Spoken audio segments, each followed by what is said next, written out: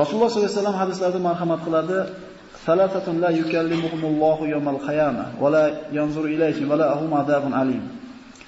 3 toifaga Alloh taolo qiyomat kunida nazar boqmaydi va ular uchun alamli azob bo'ladi, ularni gunohlaridan poylamaydi. Birinchisi shayxun zanin va malikun kazzabun va aylun mustakbir.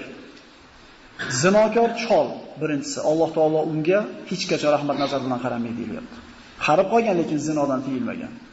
Ikkinchisi kazzob podshoh deyilgan. Yolg'onchi podshoh. Uchinchisi mutakabbir kambag'al. Endi boydi-yu, puli borligi uchun kelyapti deb nazarimizda yarashaganga o'xshaydi. O'zi boyda ham haqqi yo'q kelishlikka. Endi kambag'al bo'lib turib mutakabbir bo'layotgan bo'lsa, Alloh taolo bunga hargiz nazar boqmaydi. Mana boshqa hadislarda Payg'ambar sollallohu alayhi vasallam aytadi: "Menga jannatga